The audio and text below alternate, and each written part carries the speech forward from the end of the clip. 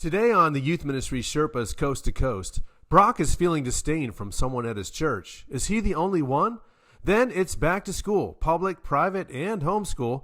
How do the school choices of our church families impact our ministries?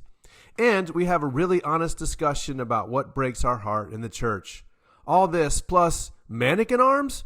It's episode 4, so roll down the windows and let's get started.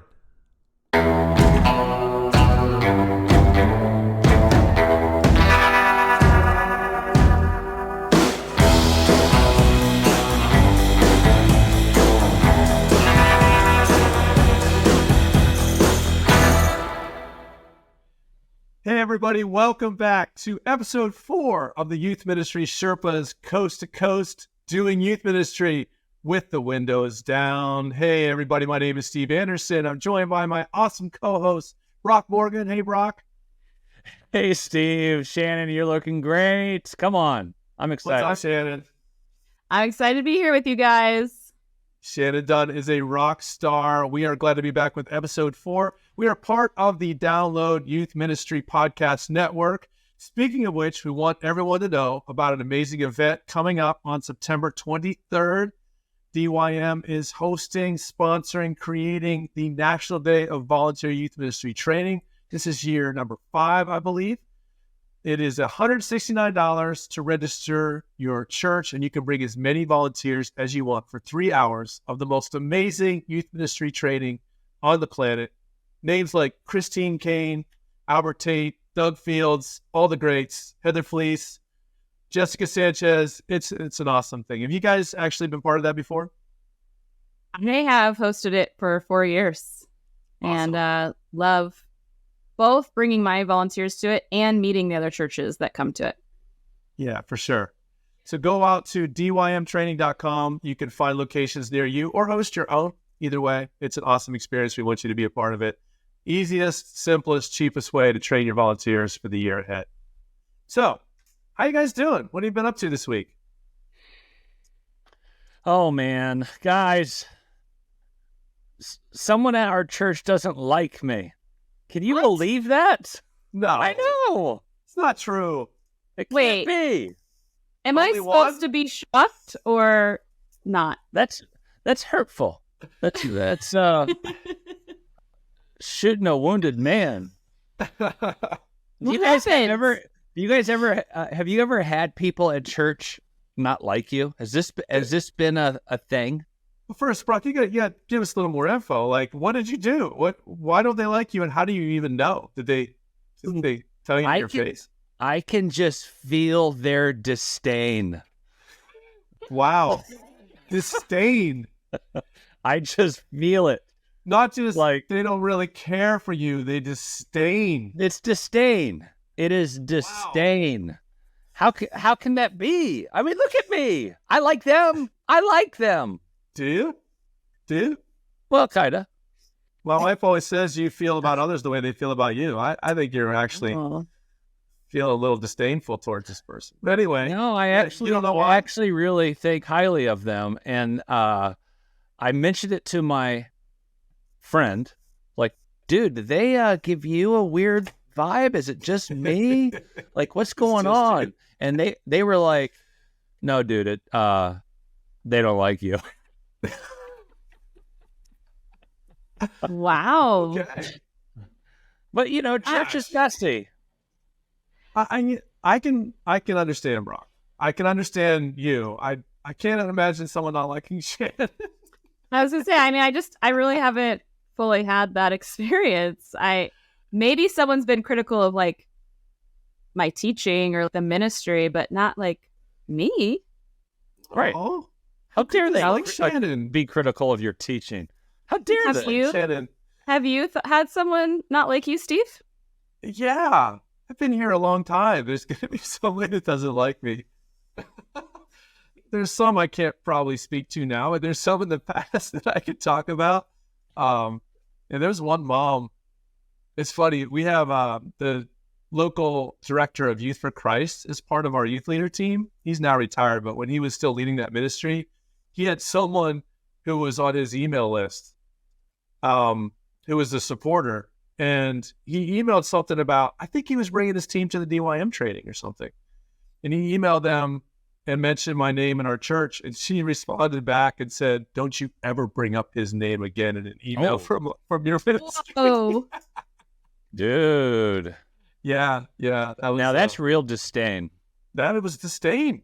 She didn't want Mine to is see my like name in cold an shoulder. email. Mine's like cold shoulders, and I say hi, and they don't really say hi back. Oh, I'm sorry, Brock. You okay? You I'm wanna really talk about it? completely. I'm at that point in life. It's a really wonderful point in life where I just find it kind of fun. It's it doesn't bother me at all. Like I don't need kids to like me. I've passed that point of the. I just find it interesting. I hate bringing this up because Here we go. Enneagram, right? Enneagram 7. I knew it. Enneagram 7, which means I tend to just like everybody. And then when people don't like people, I'm like, why wouldn't you like them? yeah. Or when people don't like me, I'm like, really? Because I like you. But sometimes we remind people of other people who have hurt them. And or people come to relationships with baggage, or they've been hurt in a way that causes them to mistrust leaders, or there's so much that goes into it. And so I think what we have to do is continue to love well, and not allow their dislike of you to affect at all how you see them, and that takes effort. That's You're better. You're better man than I am. that is You know what? It's tough. It's tough. I thought of someone that didn't like me actually as you were speaking. oh my god, No way. someone actually, No way. how I dare didn't like they? them either. I didn't like them either though. Oh, And then it was Fair. he could listen to this. He does youth ministry and he podcasts. But he and I were co like deans at a camp. We'd say this to each other's faces. It's fine. We were co-deans at a camp. The first week there, so we'd like work really hard together. The end of the first week, we like sat down and we were like both like just steaming, and we just like looked at each other and we're like, he's like, I don't like you. And I was like, I don't like you either.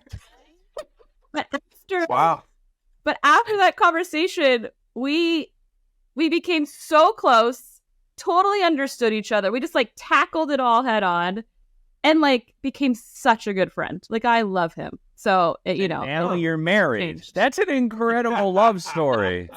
Oh no, not. That's like That's every not romantic different. comedy, right? Yeah. Yeah. If you're in youth ministry and nobody dislikes you, you're probably doing it wrong. That's it. Just gonna put that out there. We thought we'd open today with a segment called Back to Homeschool. So this episode is being released on August 29th. By then, everybody will be back to school or getting really close to it. Big time of year to kick off. And, kids are getting on school buses and they're getting dropped off at the front door of their local high school or middle school, or they're walking down the steps and sitting across the kitchen table from mom, in some cases too.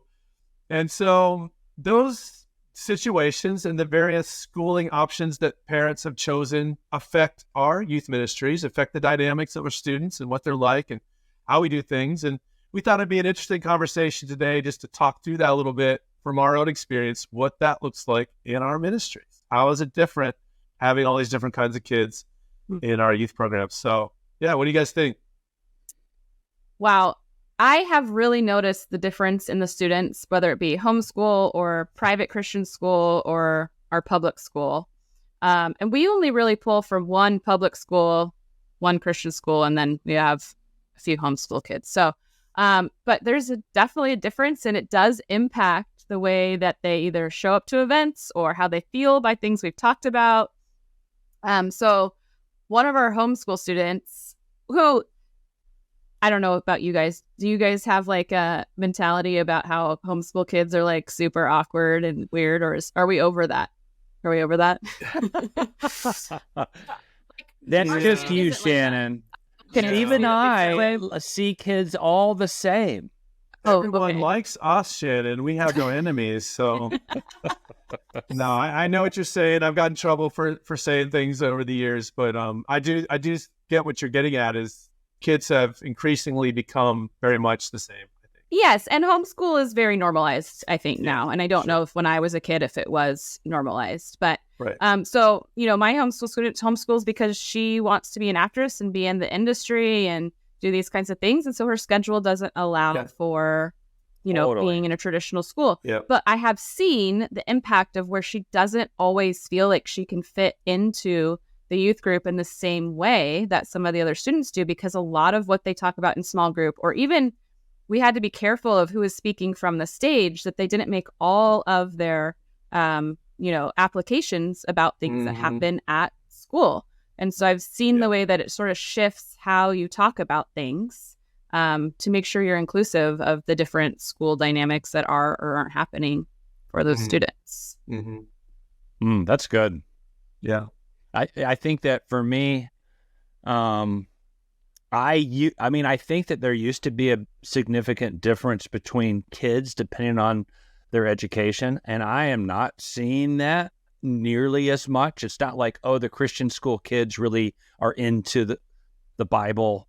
The public school kids are smoking behind the church building, and homeschool kids are wearing Little House on the Prairie dresses.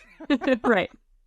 This is not the world we are living in. Yeah. And I find that kids are very similar. What I have noticed, parents are different. So like I have noticed parents will send their kids to the local Christian middle school, high school, and feel like, you don't have to go to youth group anymore. You don't need to go on that retreat. Really? And I've also seen Christian schools start to function like they are the church. So like 2 of our local Christian schools, yes, they do their own retreats, but they also baptize kids.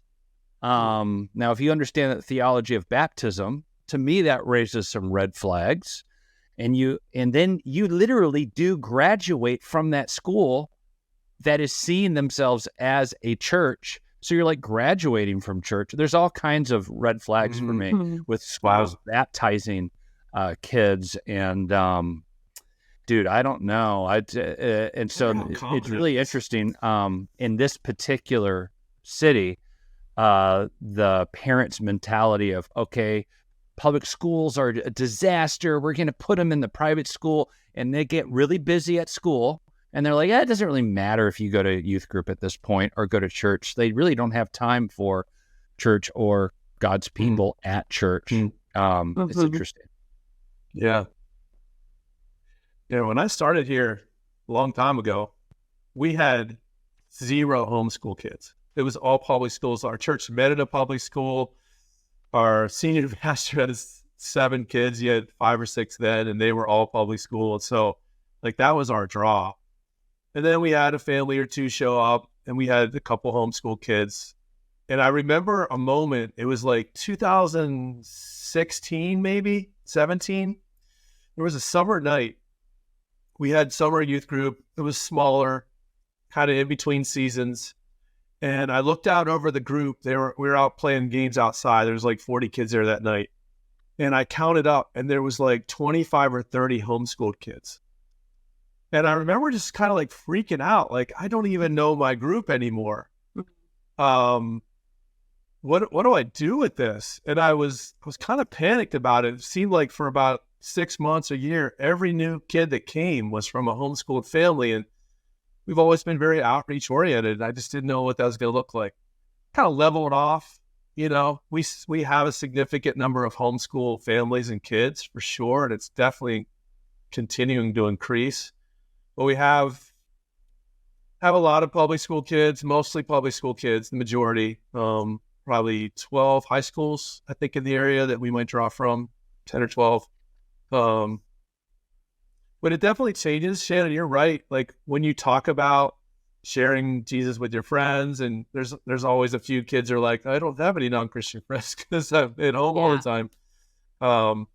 there's that dynamic, which has changed. You got to be careful that everybody's included. I've had parents call me up angry because I made a homeschool joke.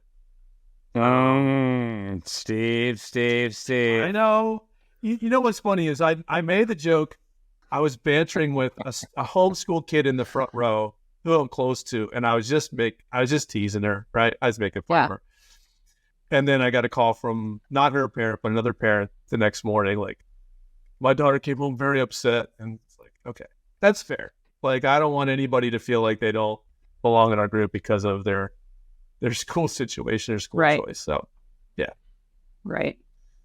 Does it change how you do youth ministry? It changes how we talk, I think, but does it change anything about how we do it? What are the dynamics that have changed over time as our schooling choices have changed so much?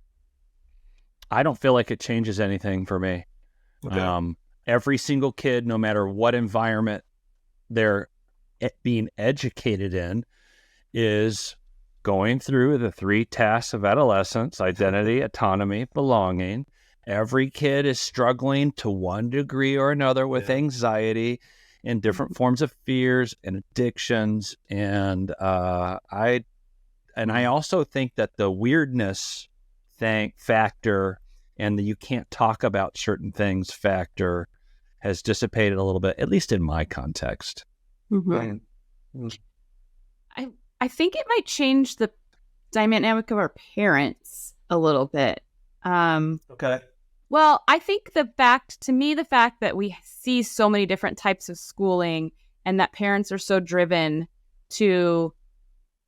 by the choice of what school they go to versus like, that's not a choice and I just put them in the local school, I think has created more of a pressure on our parents. And so I think that's where our ministry can also walk alongside parents as they try to figure out what's best for their students. And so, what do you mean by pressure, Shannon?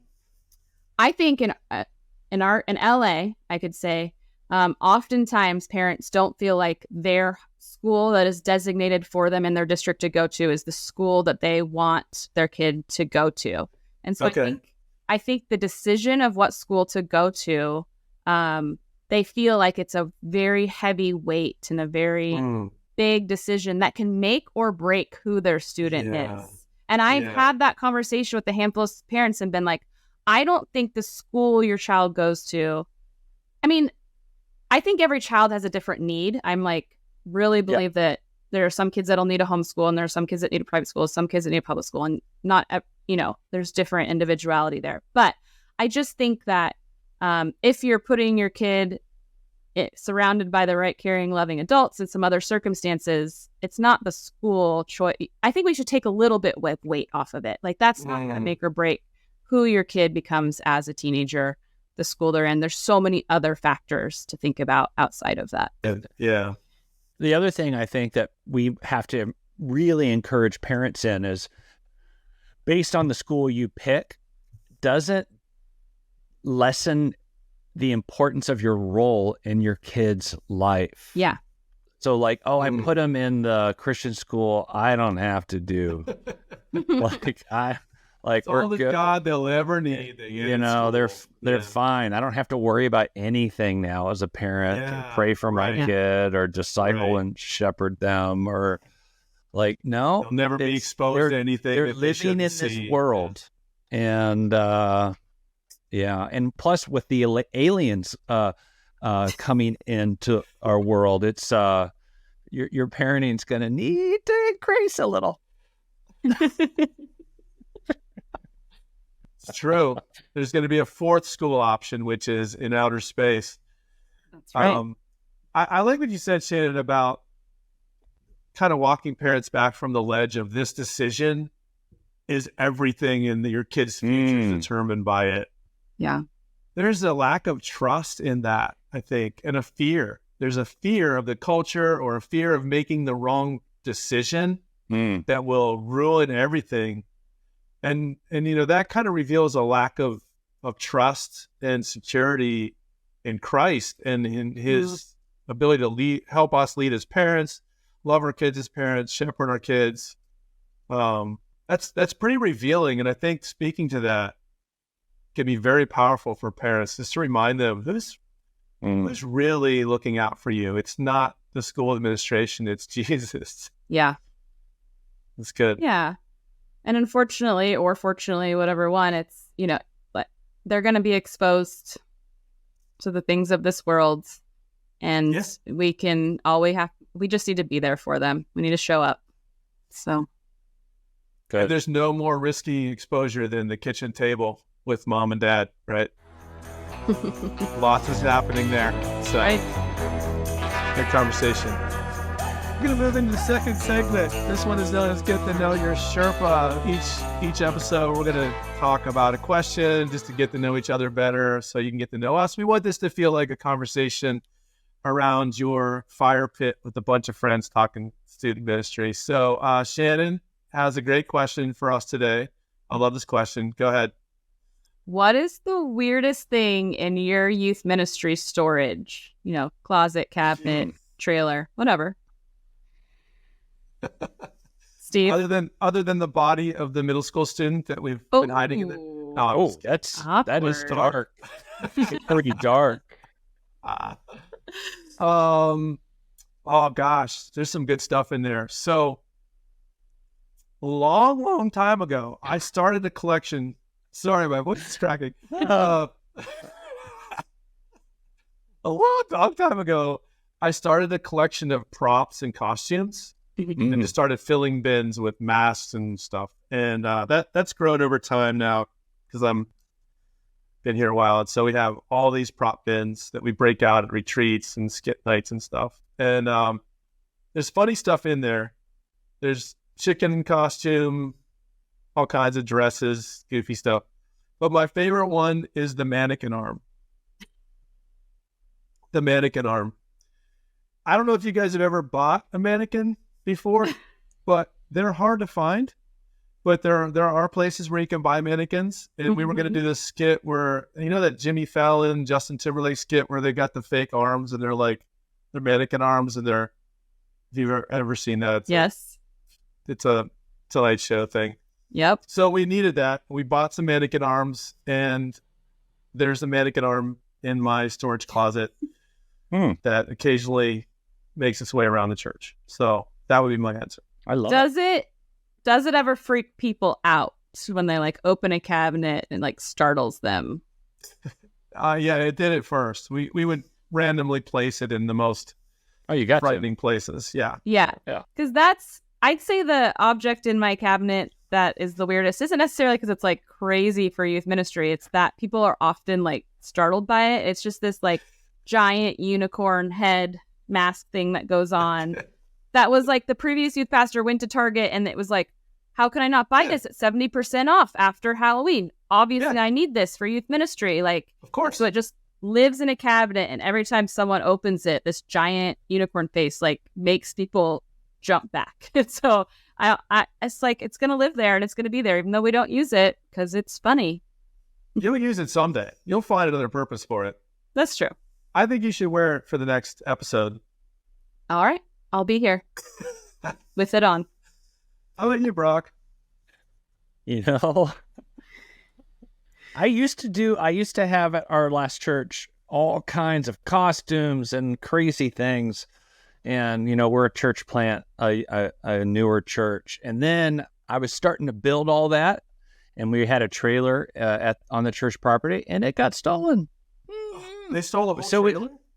The whole entire trailer. They drove off with the trailer. Yeah. Oh. Oh, my gosh. I know. Wow. They didn't want the stuff inside. They wanted the trailer. It's crazy. What'd you Anyway, lose? so I lost $15,000 worth of sports equipment and camping equipment and the unicorn heads and mannequin arms. Are 9 square. No. You're 9 square? Oh, I know. But I that's the first thing I bought. I was I got to immediately rebuy that thing. So what's the weirdest thing you've ever had in a come on. group closet ever? I mean, we did have a full old lady mannequin thing that we would place her in random places, Halloween parties, and Yes. things like that. That's weird, right? It's the best. So fun. Youth Ministry Sherpas Coast to Coast. What's in your closet? We're going to move on to our final segment today, which kind of get into the heart of youth ministry and the heart of church life. We've been in churches for years and years. What is something that has just really broken your heart in the church? And how did you work through that? Well, that's a deep question there, Steve. You wrote that question, Brock. And I think Shannon should answer it first. Oh, wow. I thought it looked like you really had something right there on the precipice. No, I mean, of all time, what's the worst, the most my heart isn't broken? That would take some real deep recall. But one thing recently, I was talking to a mentor about it last night, actually, is we become some people are still living in a very black and white political thing, just these divisions, right? And so I'm wrestling with how to continually have conversations with congregation members, parents, other Christians outside of the church or whatnot, where they make a deep cutting assumption about where I land on different topics or politics. And so they'll say something very black or very white, assuming of where they think I land, and I'm gonna, and it's this struggle for me of why do, number one, if they say something and I'm like, I don't feel the same way you do, I know that conversation is actually could be dangerous or stir too deep.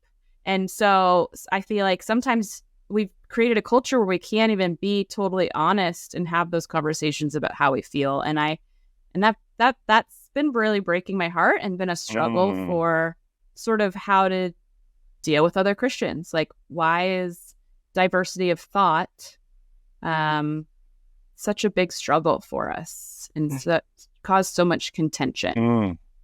That is heartbreaking, because we immediately divide ourselves or write each other off, and it's so toxic and divisive, and it's not who the church.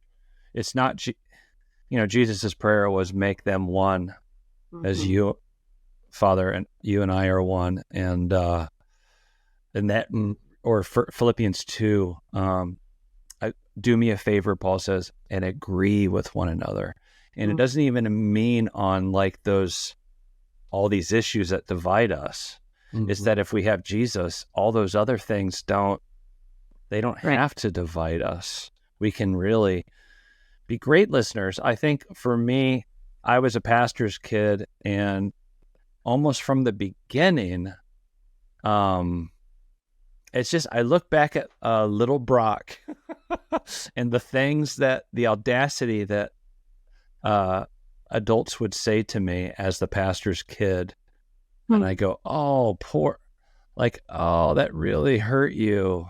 That really squashed you. That really, and so it's amazing to me that I decided to give my life to this organization thing that has caused so much pain in my family, my parents. Their story working in the church is tragic at times. It's also beautiful and amazing, but there have been times of great pain and heartache. And in my own story, church hurt is a part of it. Specifically being a pastor's kid, Brock, is that what you're talking about? No, it's just and then going into ministry, churches just being naughty.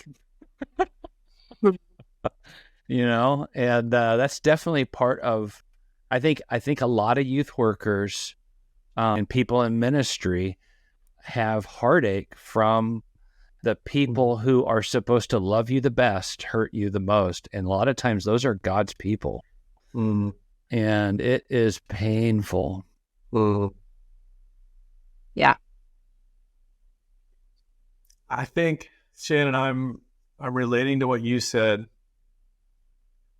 Thinking about this the past few years and people all over the country leaving their church because the pastor said something they didn't agree with, or the church asked, I don't want to go back to COVID days, but mask, no mask, people left fellowship and friendship and community that had been developed for decades over things like, I won't wear a mask to church, or I will wear a mask to church. Right.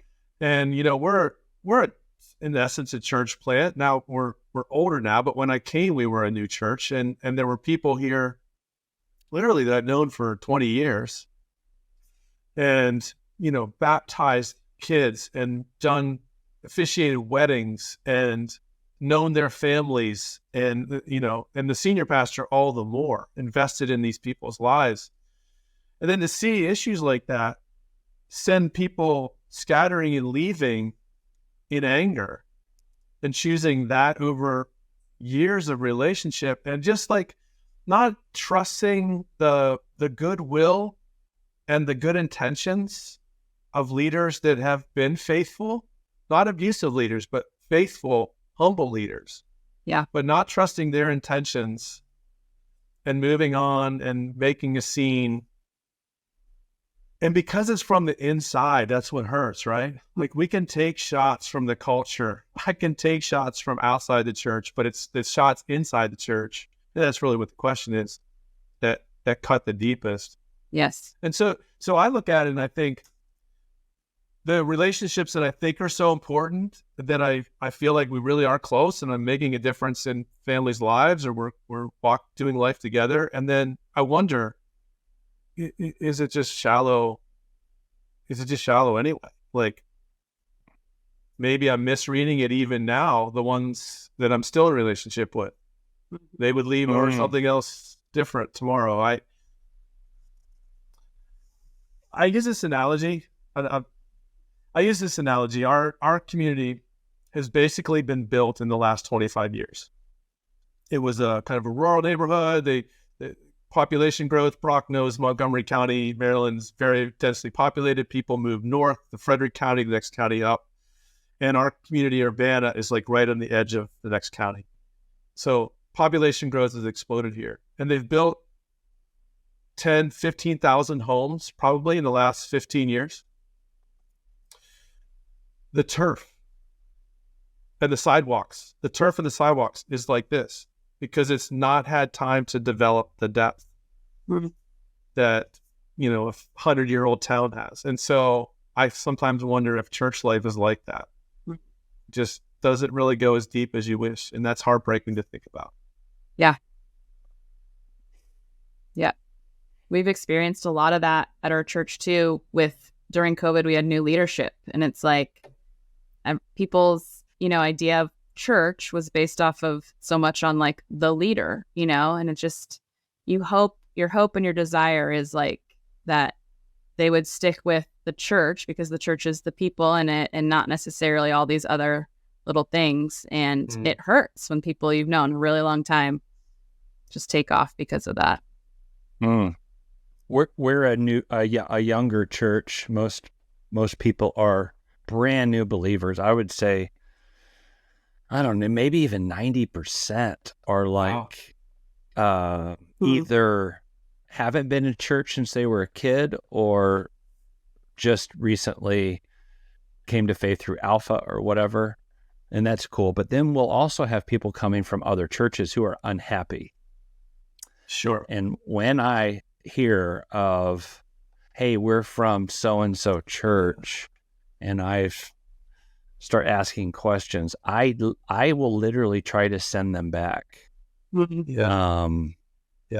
And not because we don't want them here, but your family, we're family, but it better be a really good reason, right? Yeah. And the other aspect is, do we really want that junk coming into our community with all these new believers? Right. There's that aspect, but I just feel like, dude, don't come here until you've made it right there. Yeah, it's good. Like, you have to end well, like, and it can't be petty. And it's so, that is a heartbreaking, how shallow the relationships really are when something that is not a major orthodox thing of the faith, or something political that is not even our kingdom, causes us to break relationship.